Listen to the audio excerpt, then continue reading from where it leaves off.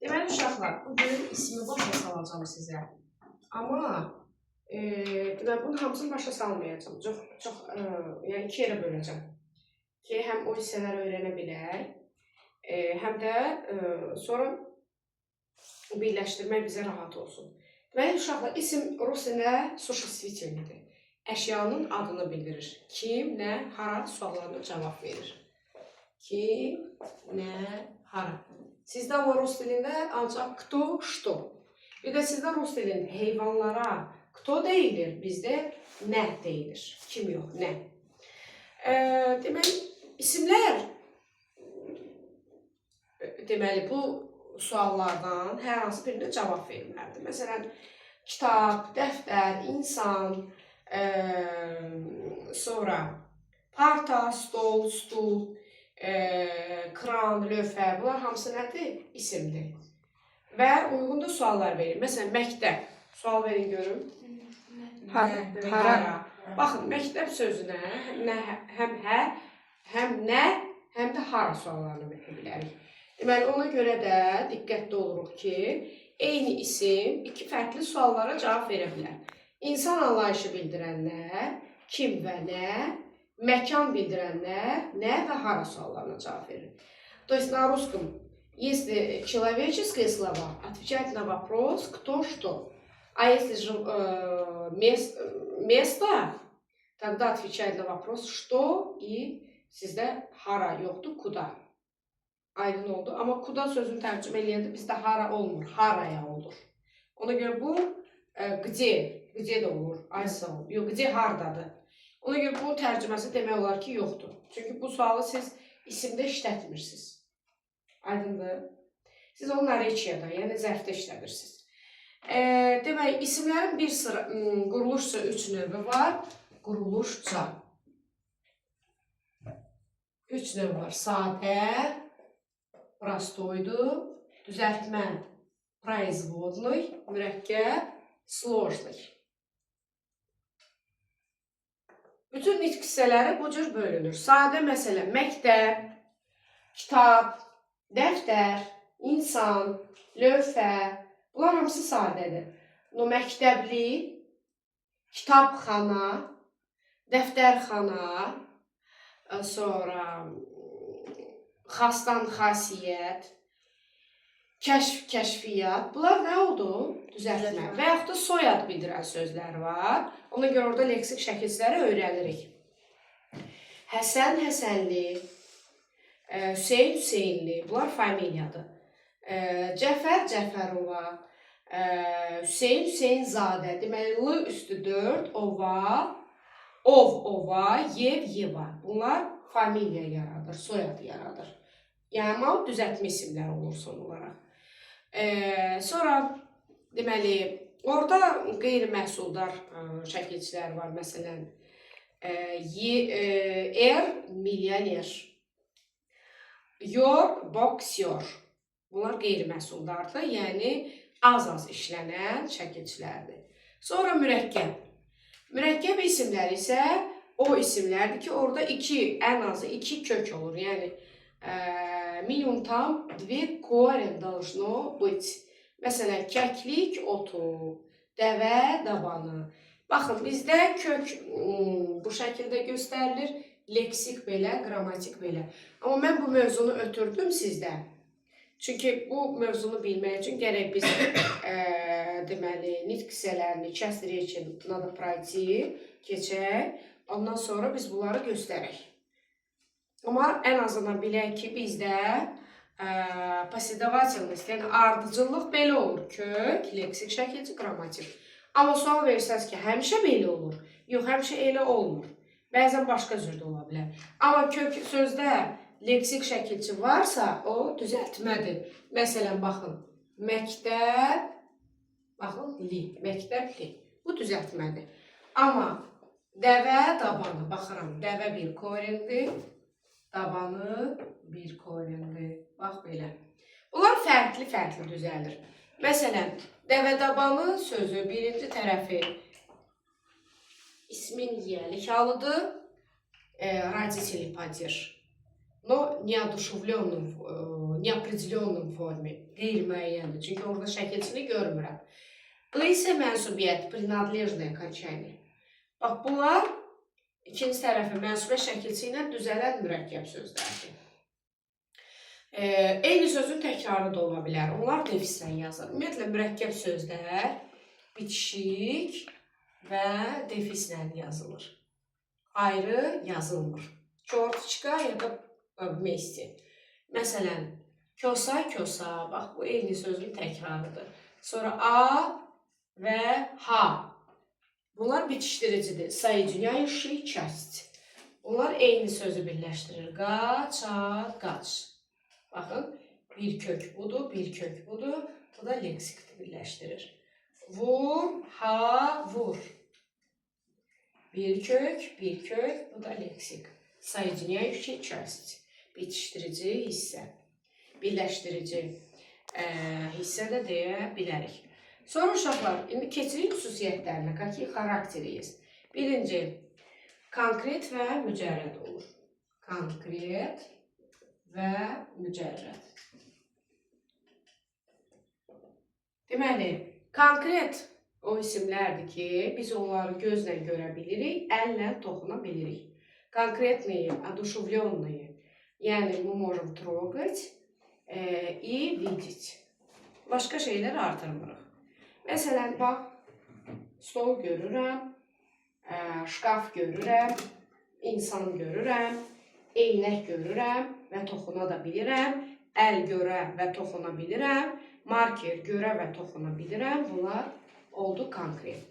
Amma mücərrəd isimlər o isimlərdir ki, onları gözlə görə və toxuna bilmirəm. Məsələn, sevgi, любовь, arzu, istək, желание, sonra tali, судьба, sonra ağıl, razum. Bunları mən görmürəm və toxuna bilmirəm. Bunlar da mücərrəd, yəni неодушевленные существительные. İkinci, tək və cəm isimlər. İsimlər təkdə və cəmdə olur. Единственном числе и множественном числе. Cəmdə olanda lar, lər şəkilçisi qəbul edir. Məsələn, kitab, kitablar, məktəb, məktəblər, insan, insanlar, dəftər, dəftərlər, ay sağ ol. Hamısında əgər incədirsə incə olanı qoşulur, qalın sayitləndirsə qalın sayitli qoşulacaq.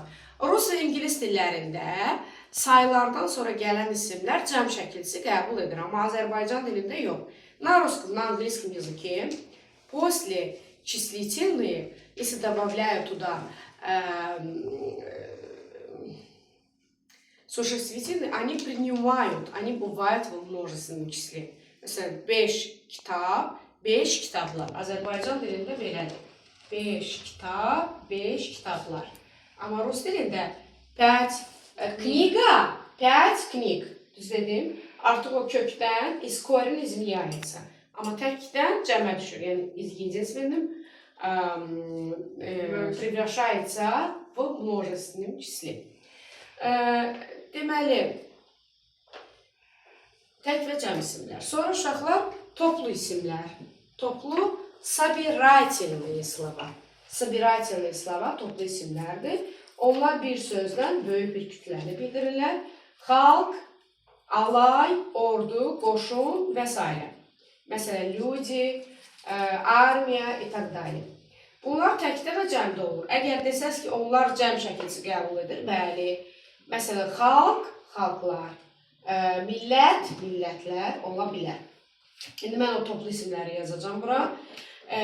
Bunlar cəmdə ola bilirlər. Sual verilsə ki, hansısa isimlər cəmlənə bilmir, İngiliscə, Rusca deyirlər, sayıla bilməyən, uncountable. Sayıla bilməyən. Uncountable. Uncountable, ay sağ ol. Bəs Rus dilində nədir o? Sayıla bilməyən. Nişçisləyməyən, ay sağ ol. Deməli, bu uncountable söz o qədər qəliz sözdür ki, əslində mən İngiliscə qəşəng tələffüz edə bilirəm, bu söz hopmur dilimə bir türlü. Amma nişçisləyməyən ondan çətin sözdür. Orada bir neçə samit birləşir, o amma dilə hopur. Sayıla bilməyən, amma Azərbaycanda sayıla bilməyən isim işlətmirik. Sadəcə larləri qəbul eləməyənlər var. Onlar hansıdır? Əhali və cəmaət. Они оба на русском люди. Bizdə əhali, cəmaət, insanlar formasında işlənir. Onlar rus dilində elə olur люди. Bax, əhali və cəmaət, lar, lər şəkilçini qəbul eləmir. Əhalilər, cəmaatlar deyə bilmirik. Bir də sənət peşə bildirən sözlər var. Slova, которые показывают профессию, называют профессию. Məsələn, müəllimlik, учительство, правильно говорю? Həkimlik, həkimlik nədir? Doktorство. Aysa. Bunlar peşə bildirən sözlər, larlər, cəm şəkilçini qəbul eləmir. İndi mən buraya nəyi yazacağam? Siz də bunları qeyd edin. Buraya yazıram toplu isimlər. Toplu. Xalq, ordu, alay. Sən onu saxla, qızım. Uşaqlar, burada nəyi yazmışıq? Toplu isimlər, собирательные слова.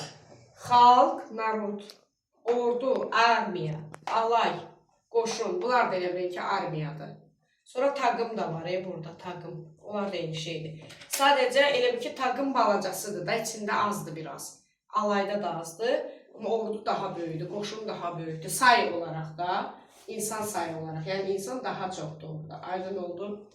Sonra sürüdə qoyunlar olur. İlxıda atlar olur. Cəmaət də insanlardır, əhali də insanlardır. Bunlar ikisi, bu ikisi cəm şəkilçi qəbul eləmir. Naxırda inəklər olur. Komanda bilirsiniz nədir? Kollektiv bilirsiniz nədir? Millət də, люди, insanlar. Cəmiyyət də insanlardır. Partiya. Partiya da belə deyək, bir qrup insanlardır onlar da. Kollektiv kimi bir şeydir. Sonra dəstə də insanlardır. El, o da xalq, oba, xalq. Onlar xalqdır. Üləma alimlərdir. Alim sözü təkdədir. Üləma cəmlər. Alim uçonik. Şüara şairlərdir. Şair, это поэт, şüara şairlərdir. Aydın oldu. Və bunlar oldu toplu isimlər. İndi mən sizə ümumi və xüsusi isimləri deyəcəm. Dördüncüdür məncə. Ümumi və xüsusi. Ümumi isimlər. İmя нарицательные, xüsusi imя собственные. Ümumi isimlər eyni olan isimlərdir. Uşaqlara sual verirəm, o səsini alın. Uşaqlara sual verirəm ki, ay uşaqlar, ümumi isimlər nədir? Nə üçündür? Nəyə adlandırırıq? Necə adlandırırıq? Necə bu fikrə gəlmişik? Ümumi isimlər eyni olan, одинаковые. Одинаковые существительные называются, считаются нарицательные существительные. Hamısı eyni olan, fərqlənməyən isimlər ümumi isimlərdir. Məsələn, qız, oğlan, müəllim, kitab, rəsim, dəftər və s. Amma xüsusi isimlər isə onlara soruşuram nədir, niyə adlandırıq, cavab vermirlər. Bunlar isə fərqlənən isimlərdir. Как разделить, разделительные. Biz fərqləndirmək üçün xüsusi isimlərdən istifadə edirik. Bəzən uşaq cavab verir ki, bir olanda, bir dənə olanda, bir ədəd olanda, o zaman olur o xüsusi. Yox. Məsələn, Ayseldən nə qədər var, Emildən nə qədər var, Gülnardan nə qədər var, düzdürmü? Sadəcə evin içində 5 qızı var bir atanın, ya 5 oğlu var. Qızım deyəndə hamısı dönüb baxacaq, oğlum deyəndə hamısı dönüb baxacaq. Amma Aysel deyəndə Aysel dönüb baxacaq. Aydındır? Ona görə xüsusi isimlər fərqləndirmək üçün istifadə olunur. Xüsusi isimlər hansılardır? İnsan adları, heyvan adları, kliçka deyirsiniz. Sonra okean, dəniz adları, şəhər, ölkə adları, kənd adları, İmə местности. və s. Bunlar böyük hərflə yazılır və cümlənin istənilən yerində böyünə yazılır. Ümumi isimlər isə yalnız cümlənin əvvəlində böyünə yazılır. Только в начале предложения мы пишем это с главной буквой. Sonra və sual verə bilərsiniz ki, ümumi isimlər nə vaxt, başqa vaxt böyünə yazıla bilər? Belə bir şey olar mı? Olur. В начале текста. Yox, onu soruşmuram. Ümumi isimlər xüsusiləşirlər. xüsusiləşmə tipa принимает собственность. Onda böyle yazılır. Məsələn, tutaq ki, mən direktora müraciətli bir məktub yazıram, ərizə yazıram. O zaman siz sözünü mən cümlə ortasında böyle yaza bilərəm.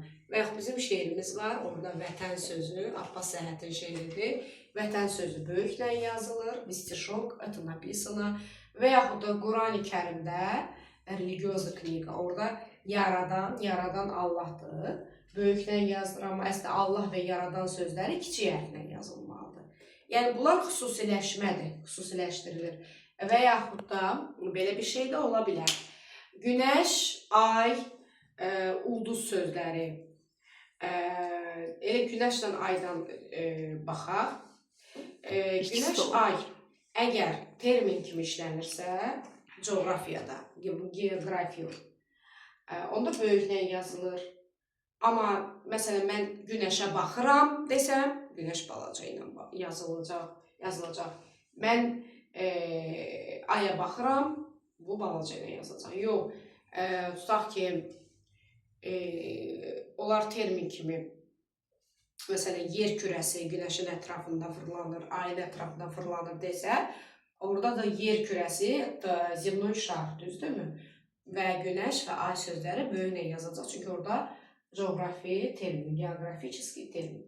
Amma desəm ki, mənim kitabım yerə düşdü, qələmim yerə düşdü, onda yer sözü, hətta polda, napalm yerə düşdü deyəndə, yer sözü balaca ilə yazılacaq. Aydın oldu. Sonra burada mən sizə halı da deyim, halı deyəndən sonra saxlayacağım. Qalanları qalacaq kənarımıza. Hal, падеж или склонение. İsimlərin hallanması. İsmin 6 halı var. 1. Adlı. Adlı halın qrammatik şəkilçisi yoxdur. Ona görə suallar olur ki, nə, hara. Heç bunları mən sizə məsləhət görmürəm, rusca əzbərləyin. Amma elə belə adlarını deyəcəm. İmenitini падеж. Amma sizin rus dilində sklonение bizdən çox fərqlidir. Yəni, orada xüsusi sözlər var, qarşısına qoyursan. Amma bizdə şəkilçidir. Şəkilçidən başqa işləyinə düzəlmir. Sonra ikinci, yelik, родительный падеж. Yelik hal, şəkilçi ın üstü 4, nın üstü 4. Çünki bu qoşuluraq, ona görə bura xət qoyulur. Defisdir bu, şortçka deyirsiniz. Saitlə bitənə, bax, bu qoşulacaq, samitlə bitənə bu qoşulacaq. Deməli, sualları da uyğun olaraq kimin, nəyin, haranın və bunun bir dənə də nə sualı var. Sual verə bilərsiniz ki, ay mənimlə, bu hardan çıxdı? То есть, откуда взялось этот вопросик? Bu sual hardan çıxdı? Yəli yal 2 yerə bölünür axı. Müəyyən və qeyri-müəyyən. Определенный, неопределенный. Müəyyən odur ki, mən orada şəkilçini görürəm. Qeyri-müəyyənin şəkilçini görmürəm. Могу ставить туда и могу думать, что там окончание есть, просто не видно. Можно ставить. Yəni, düşünə bilirəm ki, şəkilçi yoxdur, amma mən onu oraya artıra bilərəm. Məsələn, Bakı məktəbləri. İndi mən mənsubiyyəti deməmişəm, deyəcəm. Bakı məktəbləri, это словосочетание, söz birləşməsi. Çünki bu ancaq söz birləşməsi olur tərkibində. Söz birləşməsi olmasa qeyri-müəyyən yelik hal ola bilməz. Bakı məktəblərini mən, Bakının məktəbləri yaza bilərəm, uşaqlar? Bəli. Ay, sağ olun. Deməli, Bakının məktəbləri olacaq yelik hal. Bax, burada ın var, görürsünüz, amma burada yoxdur. Amma mən onu hiss edirəm, я тоже чувствую, что можно ставить. Mən bilirəm ki, onu oraya artıra bilərəm. Bəs hardan bilirəm? Sizə, demək, qapını bağla. Sizə bir orada kömək üçün bir yol göstərirəm. Bunu hardan bilirəm? Bu sözün yerinə onun sözünü qoyuram. Hələ ki, onun sözünü niyə qoyduğumu izah eləməyəcəm. Çünki onu mənsubiyyəti keçəndə deyəcəm. onun məktəbləri, onun məktəbi, его школы, ее школы, если можно сказать, demək olar da. Deməli, bu adlı hal deyil. Qeyri-müəyyən yəli haldır. Значит, это не именительный падеж, это неопределенный родительный падеж. Aydın oldu. Amma elələri var, çevrilmir. Məsələn, Xəzər dənizi, Azərbaycan Respublikası. Uşaqlar, они не превращаются. То есть çevrilmək nədir? Они бывают только в неопределенной форме. Нельзя написать их как определенную форму. Onların ancaq qeyri-müəyyəndə yaza bilərəm. Müəyyəni keçirəmirəm. Amma yenə də bu adlı hal deyil. Çünki axı mən bura onun dənizi deyə bilirəm. Düzdür? Onun dənizi, fikrimiz burada olsun. Onun respublikası, можно же сказать, demək olar. Deməli, onu dediyimə görə o adlı hal yox, yenə də yəlik haldır. Amma sual verə bilərsiniz. Biz hardan bilək ki, hansılar çevrilir, hansı çevrilmir? Откуда нам знать, что какие бывают в определенной форме, а какие не bывают? Baxın, yadda saxlayın, kitabda yoxdur. Nə o birisinin adıdırsa, bunun adıdırsa, o çevrilir. Adı deyilsə çevrilir. Məsələn, məktəbin adı Bakıdır. Yox. Amma dənizin adı Xəzərdir axı. Respublikanın adı Azərbaycandır axı. Çevrilməyənlər deyirəm. Orada qeyd edirsiniz. Rusiya Federasiyası, Gürcüstan Respublikası, ərik ağacı, alma ağacı, ağac adları da çevrilmir. Xəzər dənizi, bazar günü, istirahət günü, sonra Culfa düzü, это Luqa, imya Luqa, hamısı addır. Azərbaycan Respublikası, hansı addısa, onlar çevrilir. Amma yenə də onlar adlı hal yox, qeyri-müəyyən yəlik haldır. Aydın oldu? Sonra, üçüncü, bax ona görə də bu nə sualı? Qeyri-müəyyən yəlik halın sualıdır. Çünki mən ora nəyin deyə bilmərəm. Nə? Dənizi, nə məktəbləri? İndi gördünüzmü ki, bayaq demişdim ha, məkan bildirən sözlər bəzən hara yox, nə sualına cavab verə bilir. Значит, имя, которое называют место, они тоже иногда отвечают на вопросы «что». Aydın oldu. Sonra dördüncü, yönlük hal. Yönlük dativliydi, по-моему. Ola bilər onun adını səhv eləyərəm. Venitilini təsirliydi. Sonra ikisi qalır. Onların adı nədir? Творительный. Biri nədir? Предложный. Предложный. Tvaritelli, sonra предложnıydı. Ayşə. Bu onda dativliydi. Yönlük hal. Deməli, uşaqlar, yəlik hal mənsubluq, aidlik bildirir. Она показывает нам принадлежность, что кому принадлежит.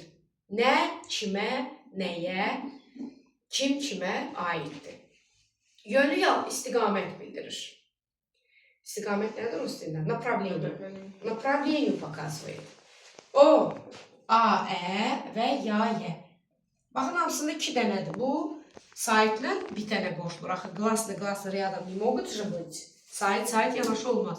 Bu samitlə bir tənə qoşulur. Bunun da sualı kimə, nəyə, haraya? Kitaba, dəftərə, insana, müəllimə və s. Dördüncü, təsirli hal, venitilni падеж. Təsirli halın şəkilçisi I üstü 4, N üstü 4. Bax, bu da uşaqlar. Müəyyən və qeyri-müəyyən olduğuna görə kimi, nəyi, haranı və nə suallarına cavab verir. Bu da müəyyən və qeyri-müəyyən olur. Qeyri-müəyyən. Demək, burada mütləq biz mənaya da diqqət yetirməliyik. Это тоже bывает в определенном и не в определенном форме. Biz müəyyəni rahat tapırıq. Məsələn, anam yeməyi bişirdi. Bişirdi. Nəyi? Yeməyi. Mən almanı yedim. Nəyi? Almanı. Kitabı oxudum. Nəyi? Bakını gəzdim. Haranı? Anamı eşidirəm. Kimi? Gördünüz, rahatdır. Bəs nə sualını necə tapaq? Məsələn, belə bir cümlə ola bilər. Mən alma yedim. Rus dilində nədir? Я съел яблоко. Я съел яблоко. Aha. Baxın, yedim. Kim yedi? Mən yedim. Ay sağ olun. Nə yedim? Alma. Uşaqlar, nə yedim? Alma yedim. Nəyi yedim? Almanı yedim. Deyə bilərəm? Bəli. Ay sağ olun. Heç etmir ki. Amma mən bunu necə tapam? Belə tapanlara bax, bunu mən bilirəm. Şagird bilmir. Ona görə bura o və bu əvəzlikləri добавляю туда местоимение. Тот. O və bu, tot əvəzliyini, местоимениясını ora artırıram. Artan ki, mən o alma yedim olmur axı, necə olacaq? O almanı yedim. Mən o almanı yedim. Тот яблоку съел. Sizdə rus dili eynidir. Я яблоку съел. Правильно говорю? Belə ya belə, orada sizdə неопределенная forma yoxdur. Amma bizdə var. Mən alma yedim. Ya яблоку съел, ya тот яблоку съел. Amma Azərbaycanca elə olmur. Mən alma yedim, mən o almanı yedim. Ya da bunu gətirirəm cümlənin əvvəlinə. Alma mən yedim olmur. Necə olacaq? Almanı mən yedim. Bu da ikinci üsuldur. Второй метод. Как найти, что это iменительный или верительный падеж? Necə tapım? Adlı haldır, yoxsa təsirli? Bəli, bu qeyri-müəyyən olduğuna görə mən buna yalnız nə sualı verə bilərəm? Bu ancaqlığını qəbul etsə, o zaman olar nəyi? Aydın oldu. Sonra 5-ci yerlik al. Yerliklə çıxışlıq rahatdır. Deməli, tvarительlik da. O birisi nə idi? Предложный. Yerlik hal, tvarительlik падеж. Deməli, daha da burada bir dənədir. Başqa şəkilçisi yoxdur. Kitabda, dəftərdə, evdə, küçədə, bayırda, nə bilim, anamda, atamda və s. Onda sualları necə olacaq? Kimdə, nədə, harada? Bəli, harada. Bu rahatdır. Və çıxışlıq. Yerlik показывает место. Yəni yerini bildirir. Nəyisə yerini bildirir. 6 çıxışlıq. Çıxışlıq dan, dən. Çıxışlıq bilirsiniz nədir? Deməli, предложный падеж o başlanğıc və çıxışlıq nöqtəni bildirir. Показывает точку, где начинаешься или где закончил.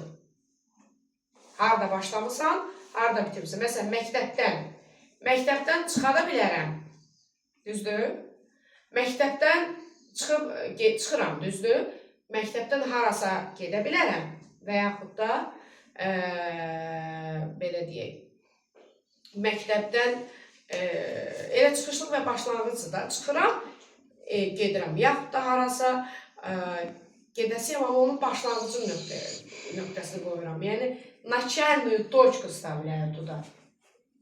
Aydındır? Ya da ümumiyyətlə başlanğıc qoymuram. Sadəcə məktəbdən gedirəm. Deməli, bu olur kimdən, nədən, haradan. Deməli, uşaqlar, bəzi şeylər əlavə eləyəcəm. Sual versəm ki, hansı hallar bir-birinə əksdir? Protiv друг другу. Какие падежи? Bir-birinə yönlük və çıxışlıq. Evə, evdən.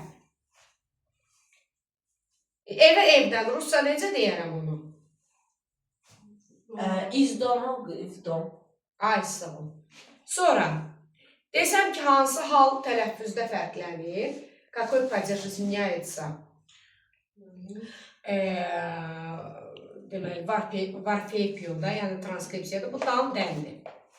Əgər n və m samitindən sonra sözü artırsam, olacaq nan, nən. Məsələn, məndən nə olacaq? Məndən. Məndən, səndən, səndən. Ay, sağ ol. Sonra yönlük hal. Özü fərqlənmir, sözün kökünü fərqləndirir. Сам не изменяется, изменяет только корень. Haraya. Olur da. Yox, onu soruşmuram. Gəncəyə necə olacaq tələffüzdə? Gənciyə. Gənciyə. Babaya, Babaya. babıya. Nənəyə, nəniyə. Elə ki, Koreyanın ikincisi saytı açıq saytdan qapalı saytda. A-ə çevrilir I-i, U-ü. Aydın oldu? Bu da hallar. İndi burada görüm əlavə nə deyəcəm. Vəssalam. Burada saxlayaq.